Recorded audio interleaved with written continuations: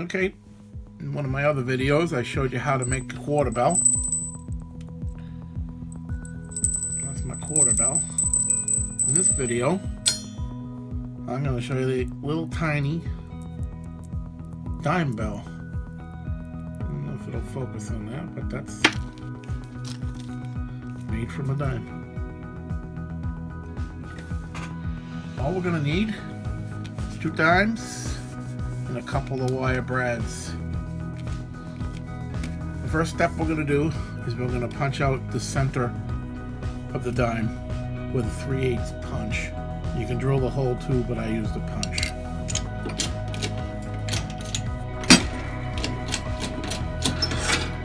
Okay, now that you got the center of the dime punched out, you can put that aside. And the center of the dime, what I'm going to do is drill that hole out towards the end. When we get ready to make the clinker, I'll drill that hole. It's so small it won't fit, and any of the dies won't fit in the punch. Okay, for the next step, we're gonna start doming the whole dime. So we'll put that in the press. We're gonna start off with a number 15 doming die. I'll come back when I got that domed out. Now that you've got that domed out, you're gonna move to the next smallest spot on this block. And now you're gonna use a number 13 doming die. And I'll come back when I got that. And now that you've got that domed out like that, after the 2 progressive slots, we're gonna set that aside, and we're gonna start the turn for the bell, the bottom of the bell on the punched out coin. Going back to your number 15, you're gonna start that turn. But just like with the other one, you're gonna go from the next size down, and you're gonna go to your 13.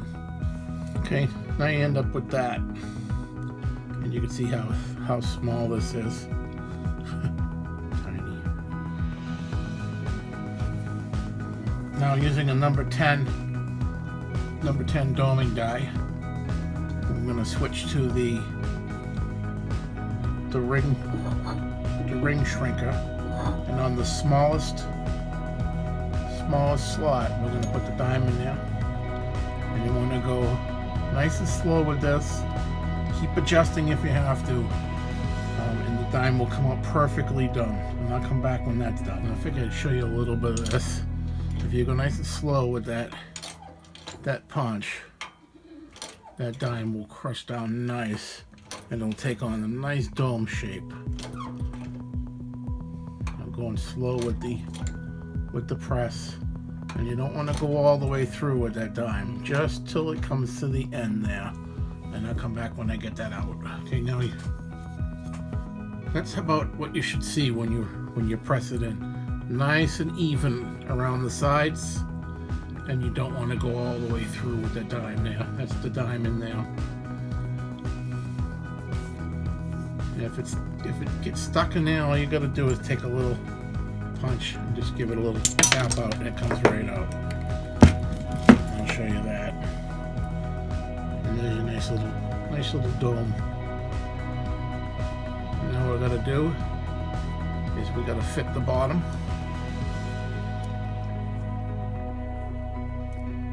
And that needs to come out just a little for the bell. And I'll show you how to do that. Alright, what we're gonna do is put that lower piece, the lower part of the dime with the one with the punch in it. I'm gonna put that in the smallest spot on the ring stretcher. Get that in there nice and tight. You will come back with the number 13 again. And what we're gonna do is just open that up a little bit. And you wanna go slow with that. You wanna just do a little bit at a time. You don't wanna overstretch the coin. So as soon as you do a little bit, you come back and check your fit. And I think this is going to be good.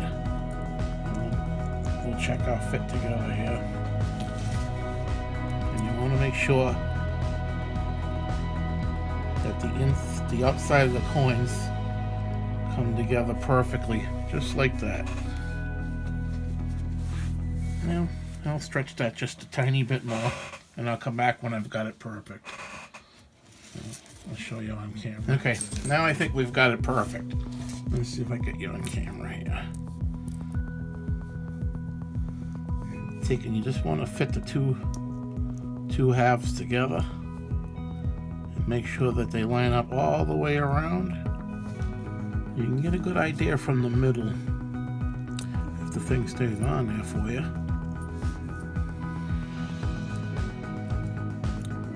Just like that. You kind of go around. Yeah, we're perfect. That'll do it. Now what I'm going to do is sand these two surfaces smooth. I usually use like a 320 or a 180 grit, and I'll come back when I've got that. Okay, now we got the surfaces sanded. I'm going to take some flux, just like we did with the quarter bells. I'm going to put the flux on the sanded surface. This stuff's so small I drop it. Sorry for not getting on camera. But get your flux around the surfaces on both the bell, dome, and this part. And we'll come back. Okay, you want to get your two halves together like that. And then what you're going to do is take your little coil of solder, and you want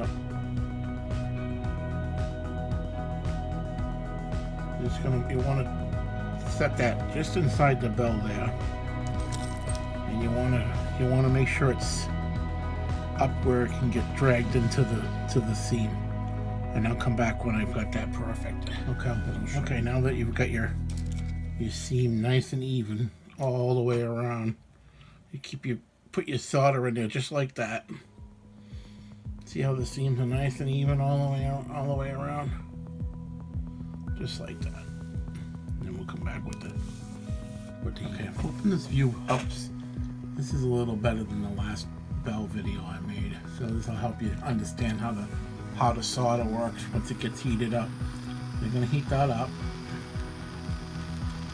Go back and forth slowly. Keeping your eye on the solder. And as soon as that solder melts, it's going to suck right into the joints. Just like that.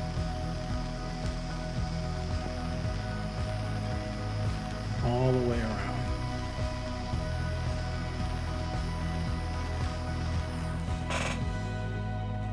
And that's done. Also, you're going to want to let that cool. Okay, for the next step, we're going to take our center punch. I like to use this automatic center punch just because I've got trouble with my hands. Then we're gonna find the center here.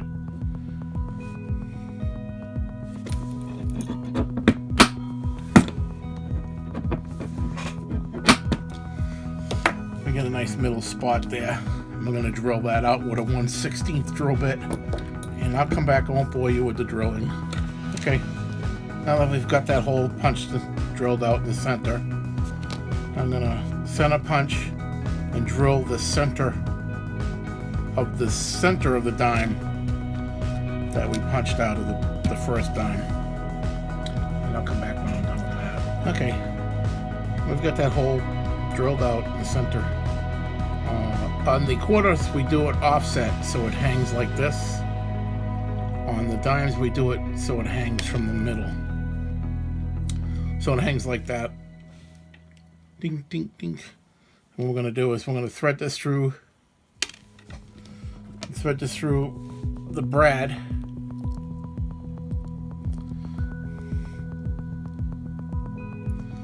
My fingers will let me.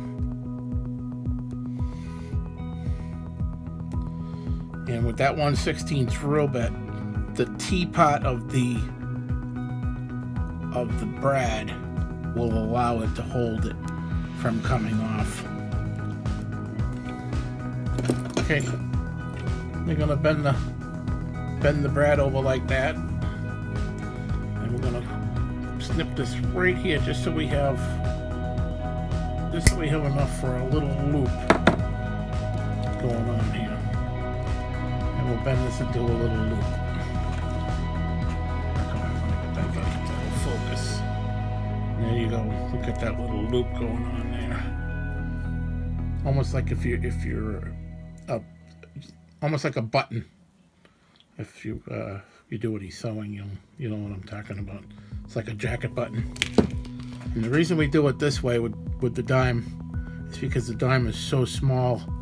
If you try to put a bigger loop in there, it would just take up too much space, and it wouldn't swing freely. So we're gonna get the next brad, and if you remember from the other video, I keep a bunch of these in that J shape. And then we're going to close this up tight. We're going to close it up tight to itself, but we want to make sure it's able to move freely like that. Let me do that. Okay. Now you got that closed up like that. You see where that's going. There's enough light there. Here you go. There's your little dinger.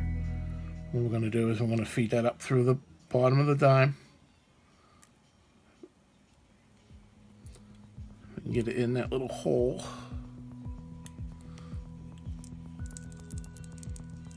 And there we go. We have a little ringing dime. Doesn't make a lot of noise like the quarter or the $50, but it's there. It rings. All right, I'm gonna finish the top up here. We're gonna bend this into a hoop so that we have a nice little thing, nice little bell. And what the hell? I'll show you how I do that again. With this, with the dime bell though, we don't go so far up the needle nose. We go about a 1/4 inch up. We'll start our bend over. We'll come. So we have that, and then we're going to take our nippers. Get my hands to work. I'm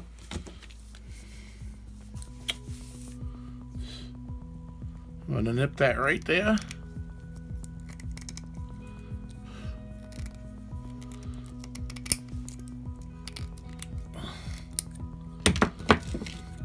And then we fold this in on itself, so it has a little loop, just like that. A little more manipulation towards the bottom, and there we go.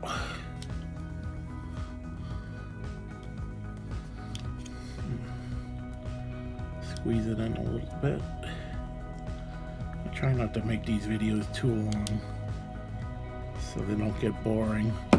But there you go.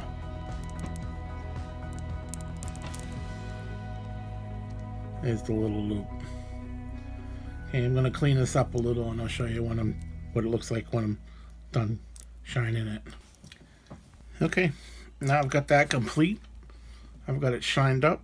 I just used a little 4-aught steel wool or 40 steel wool. I don't know if that sound's going to show up on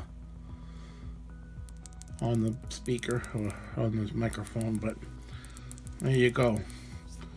Now I am going to say one other thing. This is only the second one I've made. The first one that I made belongs to my wife. The second one I made for YouTube.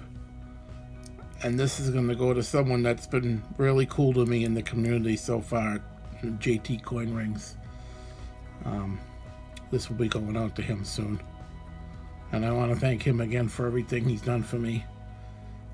Made me feel really welcome on YouTube. Thanks again. Please don't forget to subscribe, comment, and like. Thank you.